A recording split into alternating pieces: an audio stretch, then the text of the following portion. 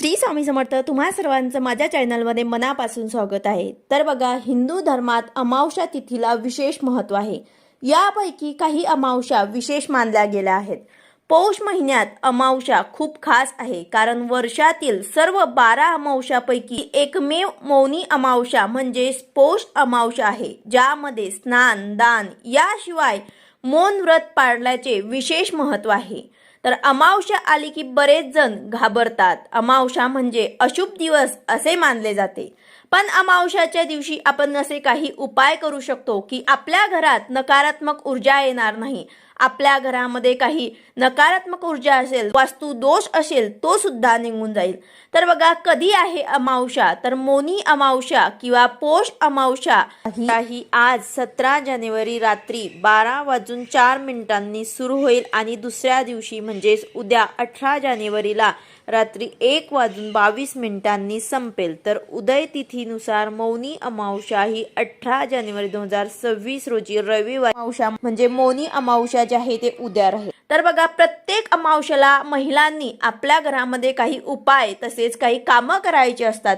याबद्दलच मी तुम्हाला आजच्या व्हिडिओमध्ये माहिती सांगणार आहे। व्हिडिओ पूर्ण बघा, जेणेकरून तुम्हाला संपूर्ण माहिती मिळेल। जर तुम्ही चॅनलवर नवीन असाल तर चॅनलला सबस्क्राईब करायला मात्र विसरू नका आणि व्हिडिओला लाईक करायला मात्र विसरू नका। तर बघा, घरातील प्रत्येक गृहिणीचा जिव्हाळ्याचा विषय म्हणजेच घरातील स्वयंपाकघर, ज्याला आपण किचन म्हणतो। या किचनमध्ये शाकाहारी आणि मांसाहारी असे दोन्ही प्रकारचे पदार्थ आपण शिजवतो। जेव्हा अमावस्या येईल तेव्हा गॅस आणि किचन ओटा स्वच्छ घासून कपड्याने कोरडा करायचा असतो। स्वच्छता झाल्यानंतर किचनमधील भिंतीवर हळदीने स्वस्तिक काढावे। हळद घरामध्ये सकारात्मक ऊर्जा आणते। स्वस्तिक हे हिंदू धर्मात शुभ चिन्ह मानले जाते। तर यासाठी आवर्जून आपल्याला उद्याच्या दिवशी आपला गॅस तसेच किचन ओटा स्वच्छ करून आपल्याला आपल्या गॅसजवळ भिंतीवर ते स्वस्तिक काढायचं हे हळदीने। यानंतर दुसरी गोष्ट म्हणजे किचन स्वच्छ केल्यानंतर गॅसची पूजा करायची आहे। गॅसची पूजा करताना मातीची पंती वापरायची असते, पण तुम्ही दुसरा दिवा वापरला तरी सुद्धा चालेल। पूजा केल्यानंतर ते आपण दिवा जो आहे ते पंती जे आहे ते आपण देवाजवळ ठेवू शकतात। यानंतर अमावस्येला लावण्यात येणारा दिवा कायम तिळाच्या किंवा मोहरीच्या तेलाचाच लावायचा असतो। पूजा करताना अन्नपूर्णा देवीला स्मरण करायचे असते। सकाळी किंवा संध्याकाळी आपण ही पूजा करू शकतो। त्याचबरोबर अमावस्याच्या दिवशी घरातील जाडे जडमट साफसफाई आपल्याला करायची असते।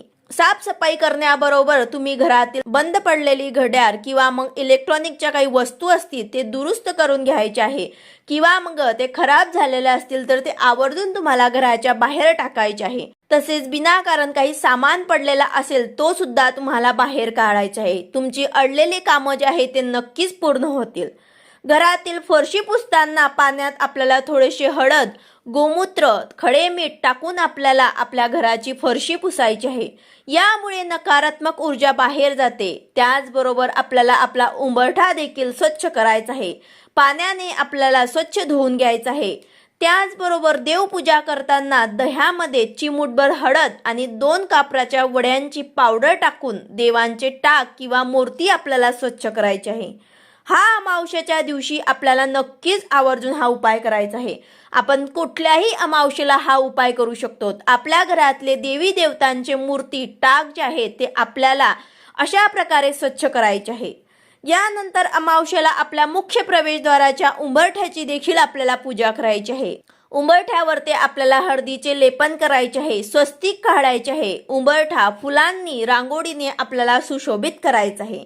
त्याचबरोबर अमावस्येला घरात दीप प्रज्वलन करायचे आहे, घरात धूप जाळायचे आहे। तर बघा, हे प्रत्येक अमावस्येला आपल्याला आपल्या घरामध्ये हे उपाय नक्कीच करायचे आहे।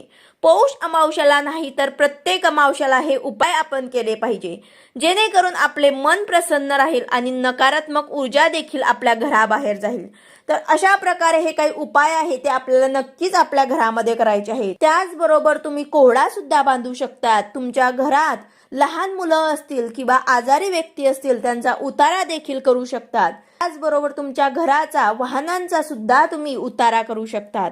आणि सर्वात महत्त्वाचं म्हणजेच आपल्याला आपल्या पितरांसाठी दुपारी 12 वाजता आपल्या छतावर ते थोडासा भात शिजून त्यावर ते दही, त्यावर ते चिमूटभर आपल्याला काळे तीळ टाकून ते आपल्याला आपल्या पितरांसाठी ठेवायचं आहे. हे आवर्जून आपल्याला पितरांसाठी करायचं आहे. जर तुमच्या घरामध्ये पितृदोष असेल तो सुद्धा निघून जाईल आणि नसेल तरी सुद्धा तुम्हाला पितरांचा आशीर्वाद प्राप्त व्हावा यासाठी आवर्जून हा उपाय तुम्हाला सर्वांनी करायचा आहे. याचबरोबर जे काही उपाय मी तुम्हाला सांगितलेले आहेत ते उपाय सुद्धा तुम्हाला प्रत्येक अमावस्याला करायचे आहे. अमावस्या हे अशुभ नसून शुभ असते. या दिवशी आपल्या घरातली आपल्याला साफसफाई करून आपल्या घरात जे काही नकारात्मक ऊर्जा असते ते आपल्याला बाहेर टाकायची असते. अशा प्रकारे आपल्याला आपल्या घरामध्ये हे सर्व उपाय करायचे आहे. व्हिडिओ आवडला असेल तर लाईक करा, शेअर करा, सबस्क्राईब करा. भेटूया अशाच नवीन व्हिडिओ सोबत. श्री स्वामी समर्थ.